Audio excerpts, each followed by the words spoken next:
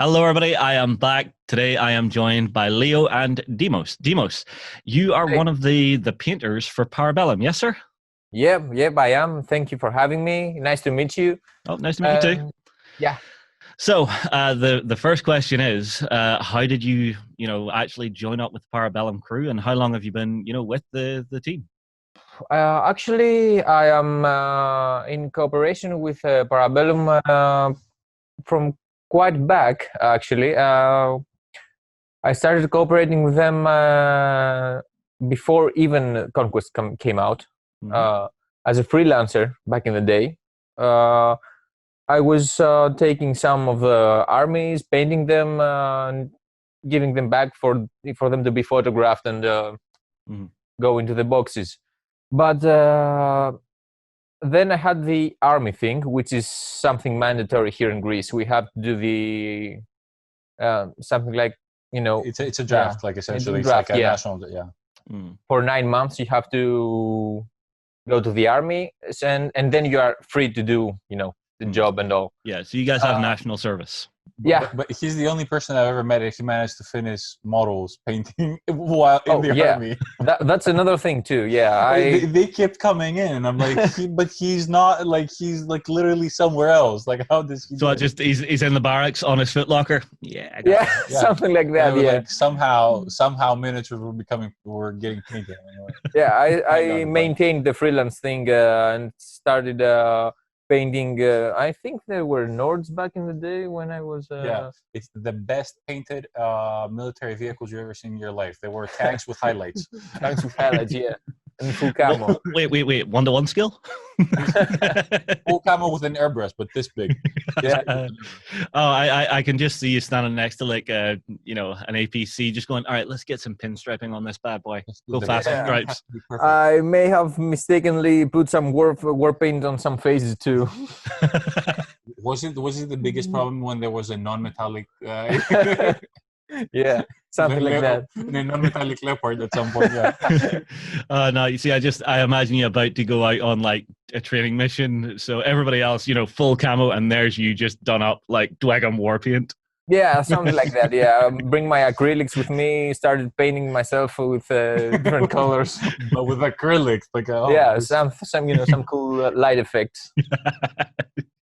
Yeah, so when I finished the enlistment and came back as a civilian now, I was in touch with Stavros, and he told me that he wants to cooperate into a deeper level before even I went into the army. So I had that in mind. I called him, and we set up a meeting, discussed some things, and we finally came to the conclusion that I'm going to be an in-house painter, the studio painter, actually.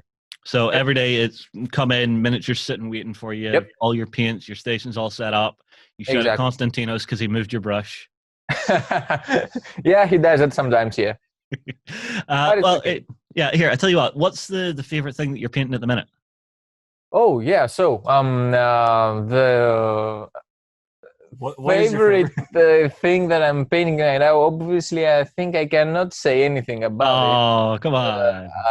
I don't like I think that I'm about to activate the shock collar. No. Don't make me go up in the air, please. Come no. on, give me the faction at least. Or Uh, it's even that secret. it's not just a faction. It's every I think faction. it's something for every faction. Yeah. And I'll spoil a little bit. It's a new series, a new approach to certain releases. Okay. That will be like for every faction. Yeah. And we're talking about the highest quality sculpts that we've done, the resin sculpts that we've done so far, and it's for resin. So I'm guessing some form of character or multiple. I'm not gonna say anything, but they really, really, really look good. And are there any? I'm hyped. Okay. So, are there any particular techniques that you yourself like to use on the Conquest miniatures to really bring the the details and things out? Yeah, actually there is. That's a really good question. When I paint a miniature, when they first going to be painted for the first time, actually, and they're going to be on the box art, we discussed with the artists a lot, the graphic artists, and we choose the color combinations and what to blend, what not to blend, what colors to use, what skin tones, what metallic tones.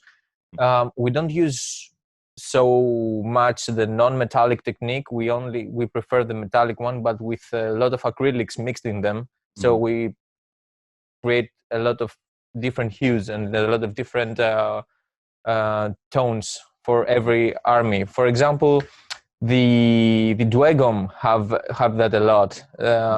They have very nice metallics, which are carefully chosen after thorough discussion with the artists. The green metallics that you see, some other more toned down ones, they are not randomly put there. Yeah, you're not just sitting down and going, okay, I'm Pablo Picasso and I think this looks good. No, we discuss it a lot. I finish something, I show it to them, they're like, okay, that's brilliant, okay, that's good. Or maybe tone it down a bit, push the highlights up. We figure that out. Some things they let me do them, but generally we are in constant communication. And then, so how long have you been full-time with the company now? I'm almost a year now. I started working late November last year, and so yeah, we are approaching a full year now. Nice. So newest member or newest painting member? Definitely the newest painting member. Yeah. The newest member, I think we had some. Yeah, we have the in the rules design. We have another one that is the newest member. Yeah.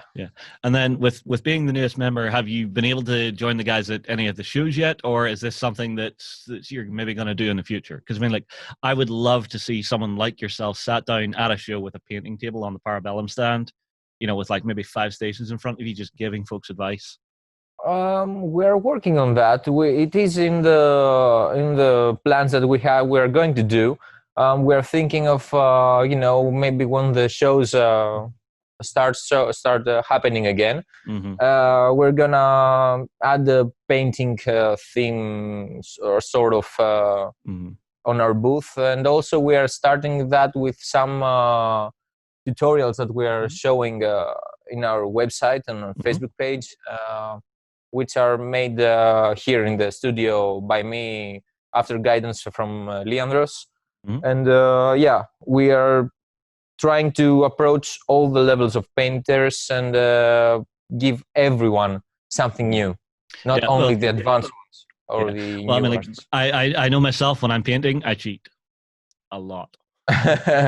We're trying to make painting sufficient. Yeah. Right. Is there anything else you would really like to cover that I've maybe not touched on? Yeah. How do you we were talking a little bit, the other day, and we were saying, like, how is it, what do you think that, what kind of input do you think, creative input do you think you put in the miniatures, as opposed, like, how do you feel from your side, how do you influence, a little bit the paint schemes and so on?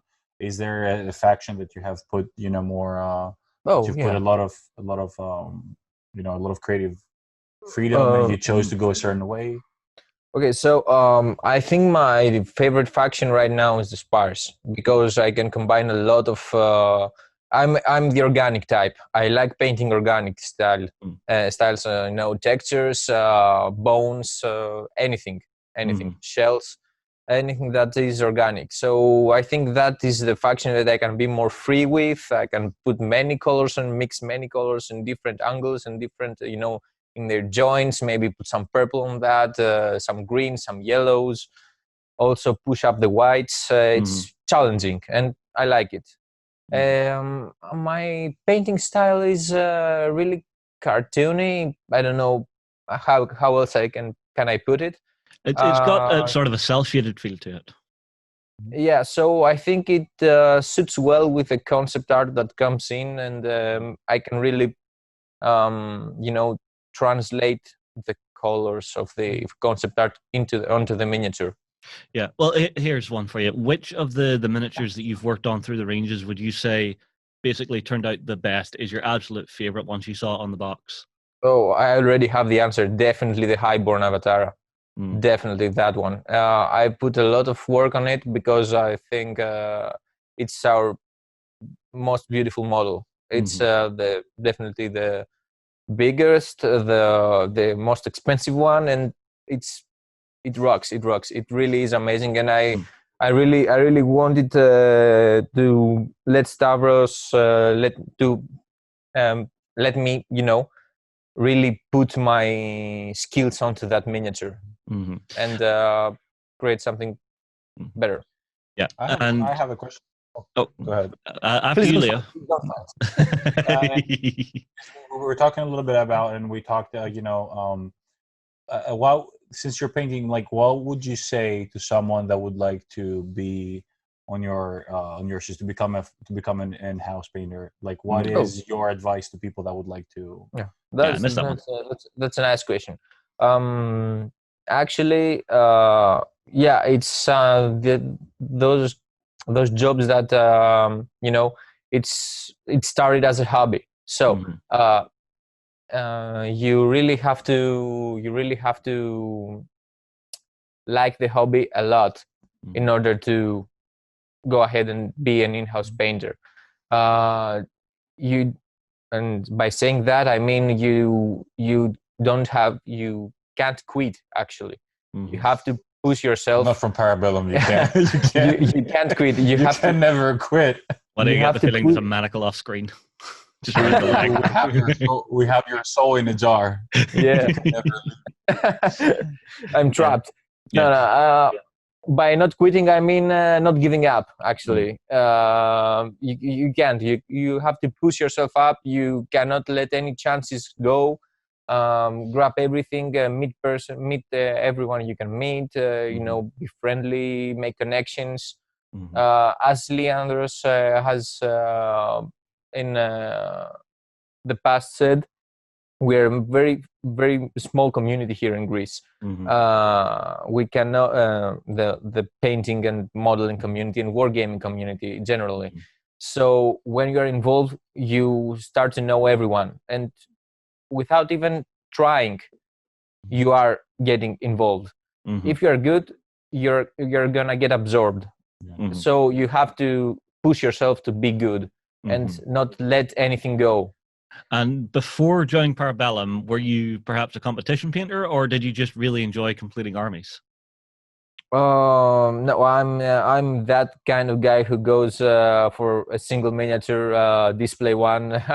I cannot finish not even a battalion for me. Nothing. I cannot, not even 10 miniatures. I paint slow. I paint to the highest quality standards. So I stick to the competition.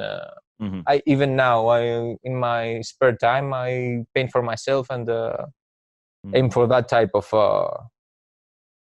that sort of level. Yeah. Now, final question that has occurred to me is, for yourself, is there a particular paint range that you are really a fan of that you like to work with? Because I know everybody who loves to paint loves to argue about which range does the best paints for the style that they paint. Range, right? That is a very, very good question.